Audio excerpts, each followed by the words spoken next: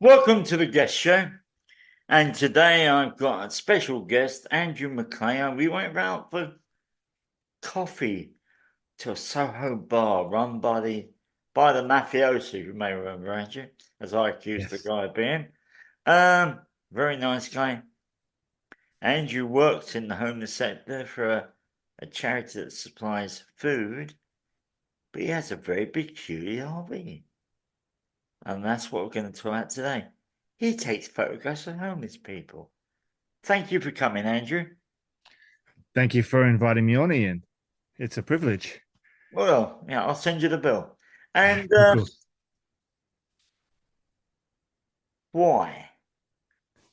So I That's my guess question. my I have a bit of an obsession with photography, and I guess this is and it's over pretty much every genre that I can think of. I think but homelessness was one of these things that just felt compelling. It felt necessary to document because so much of it, you know, in professions, they always talk about homeless people being invisible, and they say it as though like it's a mantra. Homelessness is invisible. It's an invisible. But we all see all these posts about it, and we do nothing.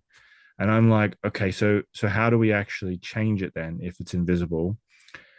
And I'm like, okay, well, we may as well keep the pressure up and just keep taking photos. So I started with it originally because when I worked for a charity called the Ealing Soup Kitchen, based in West London. Um, I mean, the caveat to all of this, it's not that necessary, but I used to be homeless, and so I used to eat at this soup kitchen. Then ended up having the privilege of being able to run it. Um, and I think my first week, I had to go to three funerals of chaps I didn't know, and they had all died in their 40s, and there was quite a number of them where nobody came. It was just me in a suit, in a sort of not even a church. Sometimes it was a community hall. Sometimes it was, a crematorium. And it's just, they organize these things, and it's just quite sad that a person's life is reduced to nothing, and there's no photos of them in life or in death, really. And that really hit me quite hard because I thought to myself, it's one thing to be homeless and die alone. It's quite another to not even have any trace of being on this earth. And that made me really sad, just thinking like there's these people who are wandering around and their life matters. And okay, maybe they feel like it doesn't matter because they've made loads of mistakes, and they feel like, I know what it's like when you're on the streets. Your mental health just takes a massive tumble.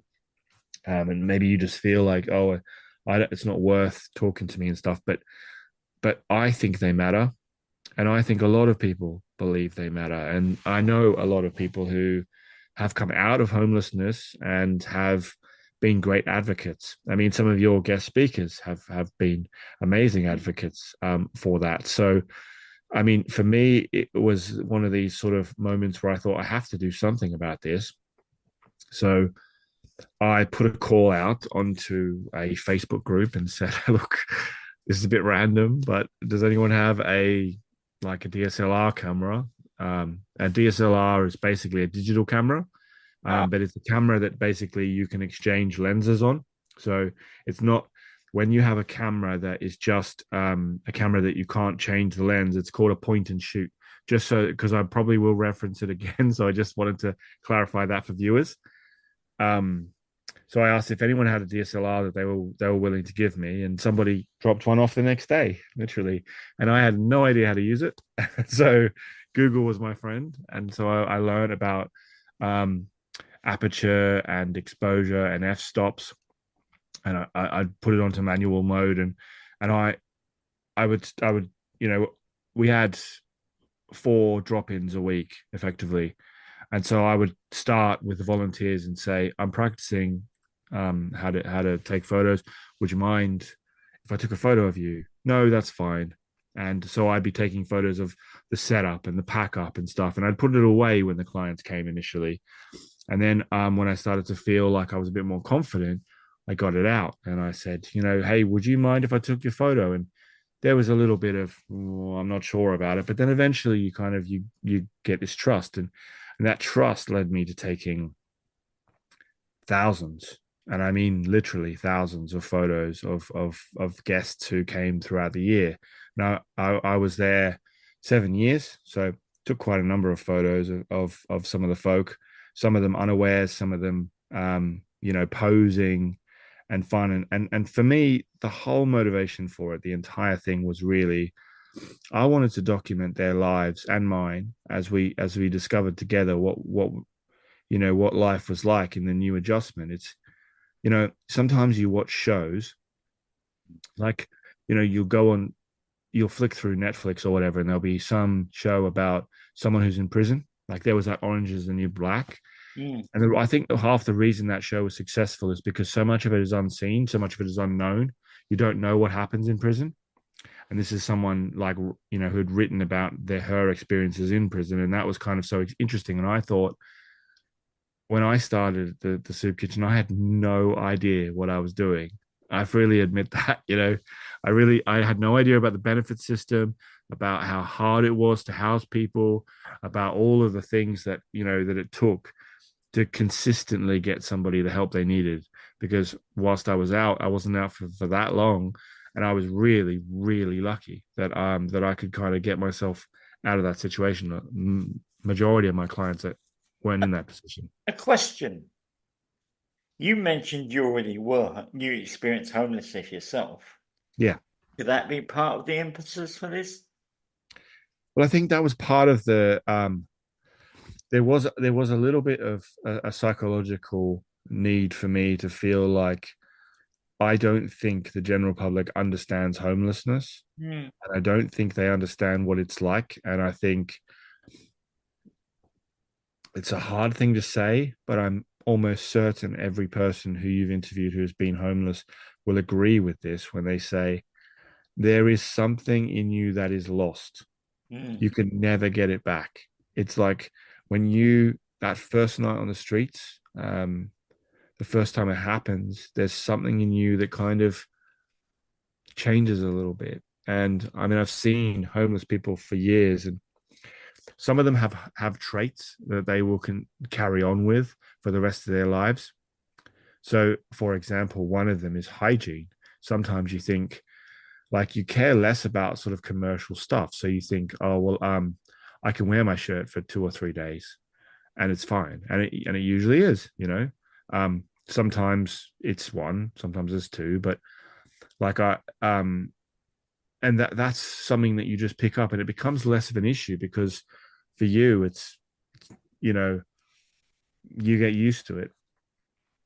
And even the way people walk, the way they react to things, the common things that they Mm. do, I think a lot of them there is a commonality. There's like a, a language, as it were. I mean, Margaret Atwood once wrote that homelessness is a nationality, and I think she's right. Like, I think there is an actual nation out there that nobody who isn't homeless understands. They don't understand how to speak the language and how to walk the walk. I think for me personally, what I found was, and this is that when I go around to the homeless, I always tell them I'm an extra sleeper. Yeah, There's yeah, no sort of like I'm here to help because it's just to get to know them. But also, I found there was a big community atmosphere. yeah. Homeless people help other, which I don't see. I never experienced in what we call the normal world before. Yes, yeah, you're right. You're right. Yeah, and that is amazing. You think these guys have got nothing. An example can be is the one I use always is I had 20 pence. I smoke, as you know, and I had 20 pence on me for cigarette papers. Yeah, Cigarette papers were 23 pence. This is the only time I've ever begged. I went to a bloke, showed him the 20p and said, excuse me, you've got 3p for cigarette papers. That's all I need. I didn't want a penny more, penny less. He just looked at me like I was a lump of shit and walked on. And Yeah. then afterwards, we were at Lincoln's in the handout, everything's in the middle. And some guys that didn't know got out of their pack, their rucksack, I call it a pack, tobacco and cigarette papers. Now I had tobacco. I said to a bloke, can you lend me a cigarette paper? He went into his pack and gave me a load. That would last me a week, what he gave me. Yeah. And yet, and that's why there's other stories, but that one really affected me that day. Yeah. Yeah, Sorry. that's I okay. have a cold. You can edit that out. No, I leave these things in. Yeah, I mean, in what you've just said though, it hits the nail on the head, and I think that's one of the points I was going to come to as well. One of the things that I really, it's one of the reasons I'm passionate probably about photographing the homeless is that I think there's this stereotype that, oh, they're all gruff, they're going to be angry, they're going to attack you. There's this great unknown, and like, oh no, they're going to steal your watch, or they're going to do whatever it is they're going to do. They're the boogeyman type thing. But I experienced exactly the same as you. I remember, I mentioned that I went to these funerals, and a couple of days after, one of the guys, his wife had sadly passed, and I had no idea who he was. This massive Polish bloke, kind of really built like a brick shithouse, really. And he was bereft. Honestly, he was bereft. And he came to the soup kitchen, and the very second he came, there was 3 or 4 people who just went over and gave him the biggest hug, and they literally lifted him off the floor. And he's a big guy, Mm. and it was like tiny women, and it was men who were half his size, and it was just this kind of cacophony of real feeling. And I saw it, and the hugs were so strong, and I thought, see, that is something that you wouldn't expect to see, that level of love and that level of care. And they would go around for weeks, and he wasn't at the soup kitchen. They would go and collect food for him, drop it to where he was, whether he was on the streets or whether he'd managed to crash in somewhere. They would find him, give him food, make sure he was fed. Because I think the reason, for it, Ian, is because when you have nothing, you know exactly what that's like, Mm. and you don't want anybody to go through that. So you kind of like anything you can do to make someone else's life better is what you do. And I don't think the general public see that. I think they just see all like these gruff people who are kind of, they're a bit nasty. They've probably done something nasty to end up in this situation. And of course, I'm stereotyping. Not everyone thinks that way, but a lot of people do. A lot of people do. I mean, I've dealt with my fair share of the public where they do feel like, oh, this person's come and they've made a menace in my garden, or they have come and they've scared my children, or they have come and they tried to attack me because they were on drugs or alcohol. And hey, let's not beat around the bush. Let's be honest here. That stuff absolutely happens, but it absolutely happens in polite society too. It's not like it's just homeless people doing these things. There are lots of people with mental health But issues. also, it's not I don't drink, I don't do drugs. My Yeah, weakness is tobacco. That's it. And if I didn't have tobacco, I could write a book about dog hen hunting. yeah, Yeah, I knew where to look for it, everything. If it's nice weather there, bang. If it's yeah, bad weather, none. yeah, yeah, But I think that, as I feel, and the part of the reason this podcast is to show these people, bring on people who've been homeless to talk, that, hold on a minute, they've yeah, got a brain, yeah, got feelings. yeah, Don't think, I think there is a percentage of the public that feel like that. yeah. No, absolutely. And I think so. My motivation was to I wanted to show them for who I thought they were, not who they thought they were. Because often when you're in that place, you're in a vulnerable state. You're not thinking straight. You don't see yourself the way that other people see you. Because effectively, that's what love is. It's like if you're in a relationship with someone, your partner sees you infinitely higher than you see yourself. Mm, generally, you know, because they see all the good in you and you live with the demons in your head. Um, but the thing is, they live with the demons in theirs and you see the beauty in mm, them. And it's like, that's the way the world works. And it's, but I mean, for a homeless person, often those demons are pretty strong individuals. You know, they're pretty strong kind of presence presences in their lives, which then Lord lead them into things that are far, more dangerous. well, But we have, unfortunately, I know a guy, he's probably still on the street, Scott's, but I thought he was brilliant. He was always honest with me, straightforward. yeah, When the street worker come along to talk to him, he'd be telling to F off. yeah, Wasn't interested in being involved with it I think because he's been let down. yeah, But, occasionally he'd disappear. I knew he had some woman he saw occasionally when it got, but most of the time he was on the street. yeah, And I must admit, I don't know, for me personally, after 10 months of being on the street, I had enough. I want to get off. I didn't know how. yeah, Yeah. yeah. And I guess so. So it was partly sort of seeing that people were invisible in life and in death. That was sort of the biggest kick up the bum for me, and that's why I got that camera. But it evolved over time, because it wasn't just about, okay, I'm going to just take a picture. Mm. It was also like, your life is so interesting and you have so much talent and you can't see it. So I'd meet people. There was a guy who came to the super kitchen, and I think I can say his name. His name's Austin. Um, and he turned up with this girl, and he'd had problems in his life. Um, and I was just, chatting to him. What do you like? I like music and stuff. Okay, cool. What, do you play any instruments? Oh yeah, I used to play drums. I'm like, okay, cool. So, do you play in a band and stuff? He goes, I think so. I said, oh, you don't know? And he goes, oh, I think I used to, but I don't remember anymore. He said, Mm. but if you Google my name, you might find something, but I don't know because I've been out of it for so long. I'm like, okay, well, that sounds pretty serious to me. So I'm like, I'll Google your name, and I Google him.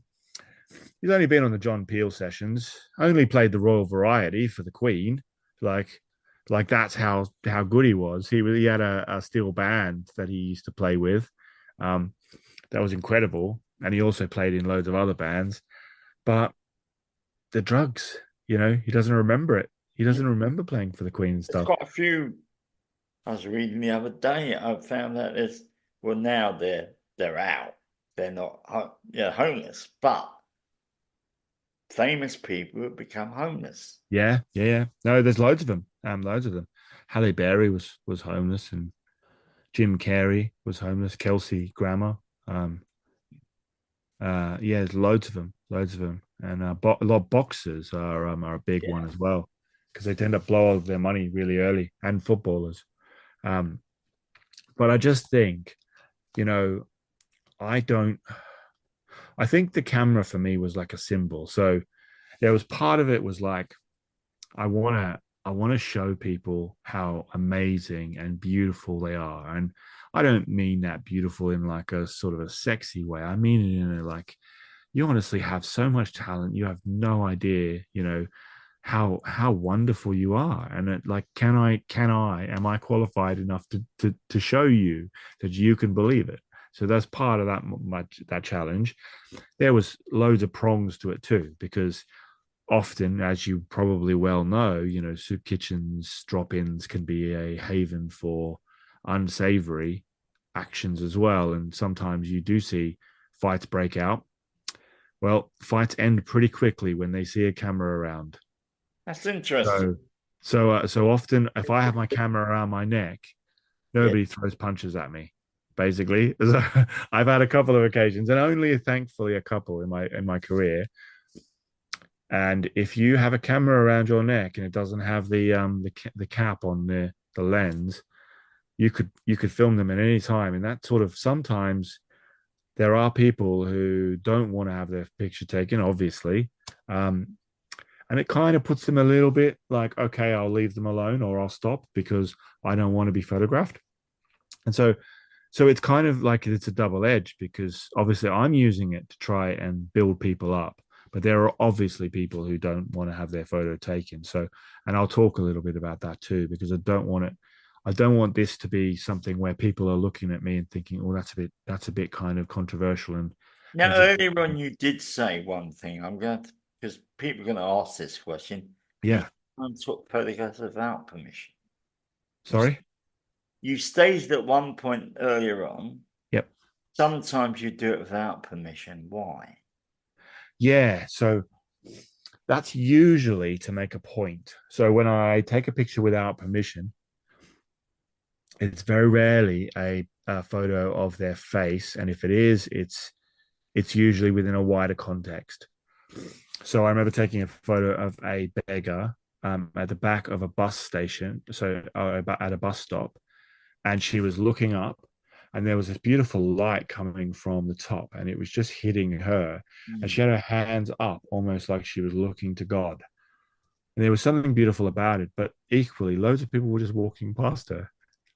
Now, whether or not you agree with begging or there Mm. are schools of thought that says beggars aren't homeless and all that kind of stuff. I'm not going to go into that. I don't care about that sort of that theory, but um but it was just I wanted to show, look at how many people walk past what is an obvious problem.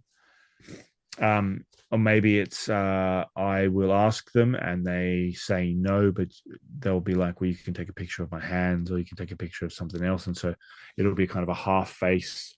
Um, so there are things like that, or if it's a situation where um, they're not really identified. There's very rarely a situation.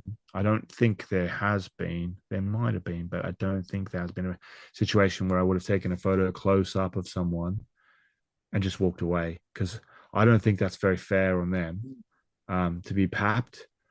Generally, I would always say, and if I did, it would have been probably because their expression was amazing. Mm. Then I would have.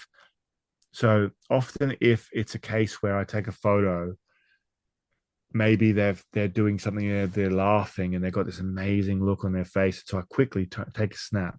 When they realize I've taken a snap, I go up to them and I explain, you know, oh, I've taken that picture, I just thought you looked amazing. I show them the photo and I say, look, you just look really great in that picture. And then they're like, oh yeah, man. And sometimes they're a little bit like, oh, you should have told me. Sometimes it's a little bit like can be a bit hard, but I've never had a situation where anyone's ever come for me, or like or being annoyed when I've explained what it is for and why I want to use it, why I think they are worth having their photo taken. I think the main crux of it for me, from my knowledge and understanding of taking photos of the homeless, and I have now taken sort of thousands of shots, is I think the biggest issue they have is that they don't see themselves as photogenic. They don't see themselves as people who'd want to have their photo taken because they don't like the way that they are. Um, and I think there's that, and then there's also the why do you want to take my photo? What's in it for you? Are you going to put it on some website to ridicule me? Once they realize it's not about ridicule, that just takes that kind of emotion out of it, I think, because there is a lot of people out there who, tourists will come along and go, oh, look at this homeless person. Let's kind of, oh, how sad for them. A lot of them don't necessarily need that level of pity. They want someone who actually understands what they're going through and can identify with that. And that is why a lot of the time when I take pictures, I will put up a caption of what what we've said, because I want to show, not just this compelling photo, but the circumstances surrounding it. How did I get that photo? What did I say? What did they say? And what was interesting? Now, you told me when we met, but Yeah. I enjoyed meeting you. You actually took a photograph of me. I hope you replaced the lens. No, Um, that lens is actually broken now. I know, I'm not surprised.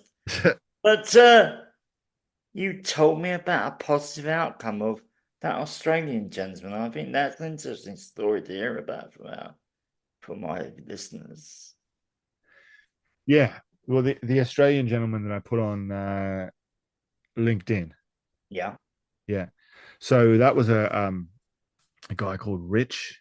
Um, and it was such a positive out, you know, I meet a lot of people and you know, I'm sure you're the same, Ian. You go by vibes, don't you? You go by vibes as to how you think that person's going to be and whether you want to trust them because it's really hard when you have no idea and no context of the person you're talking to. But this guy, so for context at the time, I was working for the Ealing Soup Kitchen and we had been kicked out of our venue, as everyone was. It wasn't like just us, because all the buildings you couldn't get 2 meters distance. You know, COVID. so Savage, you know, at yeah. the time, yeah, it was COVID, and so we were serving on the street on this busy street, and this guy just bundles up to us, and he's sort of like, "Oh, can I help you?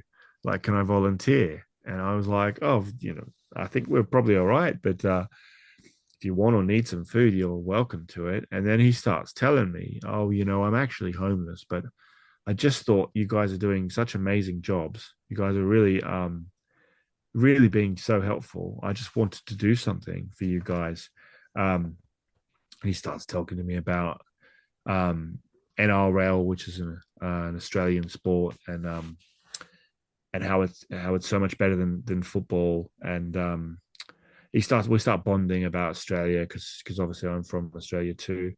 And he then tells me he's got bone cancer in his nose, Good. and that bone cancer basically has developed so that it's actually crushed the middle of his nose, and he can't go back to Australia because the air pressure will make it even worse. So he's trying to get help over here, and he's one of these guys that I just felt so enamored by. He was so normal, you know, for someone who had had so many difficulties.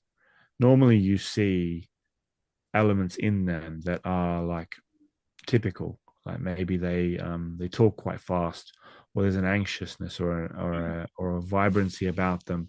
You know, this guy had none of that. He could just talk to you as though you were a normal bloke, and he was a normal bloke. But it was obvious, kind of from his nose, that there was an issue, and so he was there, and I was like, man, you're so interesting. So I must have spent sort of half an hour talking to the guy. I don't even think I'd have the space on LinkedIn to write all of the stuff that we talked about. But I said to him at the end, "Oh, would you mind if you take a picture?" And his response was exactly the same as yours, Ian. Mm. He's like, "You can, but you'll break your lens." But I honestly think he's one of the most beautiful people. He's just got such a beautiful face and such a kind face, I think. And you know, then he's like, "Oh," so I said, "Well, where are you headed to now?" And he goes, "Well, you know, here or there." He said, "I don't really have a space." And you know, he'd drawn in a few people by this point. A couple of the volunteers were listening, and they were kind of like, "Who's this guy? He seems really nice." And he goes, "Oh well, I'll take the food. Thank you so much. You guys are really kind. And you sure you don't need me to help you pack down or anything like that? Because I'd love to help." I'm like, no, it's fine. And then one of my volunteers came over to me with like 50 quid, and she's like, "Look, you know, we can tell because obviously they're quite experienced volunteers. They know what's going on."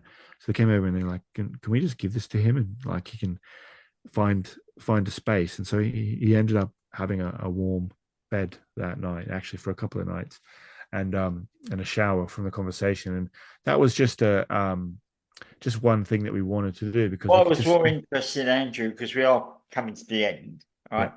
Is the outcome. Because that surprised me when you said you posted it around and what happened. In your words, his brother contacted you. Oh, okay, we're getting confused. Sorry. Oh, sorry. I'm That's asking, that's the outcome I'm asking of the gentleman who the brother contacted. Yeah, so that guy, his name is Chris. Yeah, and so he came to the soup kitchen and was quite sort of a very, very chatty, lovely, lovely guy, always really kind, but you know, quite a, a guy that got taken advantage of a lot. He had hearing aids and stuff, Mm. and people would always be sort of poaching his money and stuff. When COVID came, now he was one of the most keen guys. I'd see him every single day and usually early. Um, but also the first guy to help people. He would be the guy in the line when you came to the soup kitchen who'd be giving you, a smoke, not just sort of the roll. He'd give you an entire smoke. He's just a kind guy. And when COVID hit, he got incredibly sick, um, and he got given um, a place, but he would come to the soup kitchen because he was just so lonely and sad, and um, he got, which I'm pretty sure was like a version of long COVID, and it basically ravaged his body. So we hadn't seen him for ages, and so we actually called the police. They broke into his flat, and he basically had been put into a nursing home, and then the nursing home got infected. So he got it, was recovering from it, and then got it again, and it got to the point where he basically couldn't speak and was in a wheelchair permanently. And so I put up this post about him because he's someone who he loves he loves it having his photo taken, because I think for so many years he just felt invisible. Nobody wanted him, no one wants to talk to him, but I just think he's lovely. um so I said, this is Chris, comes to our soup kitchen. He's had this really bad bout of COVID. um and the post got something like 4,000 likes. It was ridiculous. It was kind of within a 24-hour period, and suddenly this guy contacts me, and he says, I'm Chris's brother, and I'm from Australia, and I haven't spoken to Chris in like 40 years. I said, oh wow, that's a long time. I mean, he was in his 60s. He said, yeah, I've got a family and all this sort of stuff, but hearing your story about Chris made me just feel so my heart went out to him. I mean, he's my brother, and I know we've been estranged, but Mm. what had happened to him was just awful, and I really want to reconnect. So I said, well, I'm sure Chris would love that. I'm sure he would. So I said, okay, well, here's his details, and here's his nursing home. I'm sure he'd love to hear from you, but obviously he can't really speak at the minute. But I'm sure he'd love to hear your voice. Mm. I said, oh, that's great, that's great. So we connected in that way, and he did actually manage to speak to Chris, and he came over, and they kind of hugged, and it was one of these situations where it was amazing because there was this like generational thing where like they literally just didn't speak to one another for years, and this one post that I put up about Chris kind of broke down those barriers, and it meant that people who were estranged for years were able to speak to one another again and have a really nice life together. And I think that's the power of it. It's also brought jobs for people. It's done things where we've been able to kind of put people in accommodation from putting up posts about their situations. We've been able to get jobs, reconnect with families, get permanent accommodation. One of the guys I know is actually been he's from Canada, and he's now back in Canada with his family. So it's actually had amazing positive outcomes, as well as sort of um, it being something that I think is a great privilege and passion to do. I think, all right, we're coming to the end, Yeah, all right, because I know you could talk for hours about this. I could. You could. Unfortunately, and how I see it, what you're doing, and tell me if I'm right. Okay, first it was a hobby, Yeah, but it's also to bring in some sort of self-esteem to these people, yeah, absolutely. all right? But what I found interesting is that guy who came from Australia to see his brother. Yeah, That is the thing. So it's a connection tool. yeah, yeah. You've also got a website, haven't you? I do, yeah. So I have a portfolio of all sorts of different stuff, and I've got some of the homeless photos on there, and I update that periodically. Is it I is it think, is it set into sections? So people said they want to look at homeless people. yeah, That exactly. So there's a homeless section, and Well, it's got, what you can do is then, Andrew, is send me the link yeah, to that, and I'll pull it in when this podcast goes live. yeah, absolutely, I will do. I think it is because originally when you told me about you took photographs of homeless people, I remembered you said about a guy in at Connections who was such a, I know I'll call him an old bloke. He's probably about my age now. Oh, he seemed older than me. Always a big beard, bigger than yours or mine. Um, very quiet. And somebody took a photograph of him. He went to Lally. Yeah, yeah, yeah. You It know, does happen. Yeah, I think I'm going to say I'm going to bring it to an end, but carry on, thank do you, it because it's this connection with people. So thank you very much for coming, Andrew. thank you so much Uh, for having me. well, I'll send you the bill. Don't worry. Oh yeah, you've got to replace that lens that you've got photographed of me. So there we are. There's the bill. Um, my podcast is to show these different lights of areas that we don't even think about, Yeah, and that's what I think is good. That I'm adaptable enough to listen to other things instead of thinking, oh, I've got to talk about homelessness. I've got to talk about knife crime. It's not always heavy subjects. The guy who's doing the film, who's studying filmmaking, Errol with his play, um, Andrew the photographs. yeah, I would call them lighter subjects. They're not. They're important subjects. yeah. If you found this interesting, please share with your friends. Also, I run a mailing list and you can come on it. There's no charge for being on the mailing list. I said, even though I'm paying at some stage that Patreon site, I will not, anybody on the mailing list will still get the same stuff. I've got nothing to offer. Actually, that's funny thing. I'll tell you, Andrew. A friend of mine, Neil, designed some cups for me. First of Design all, some cups. I am first of all. They're expensive. You got merch, Sorry, Ian. You got merch. merch. No, t-shirts with my picture on them. No, we don't want to scare the You public. can use my photo for free if you want. Ah, thank you. Um, but yeah, and what you do is in the main list, you get notification of all podcasts that go out. Plus, I always put little news items that I'm looking into. I'm always looking into something. And the monthly newsletter. All you do is email me at standupspeakoutuk@mail.com. And thank you.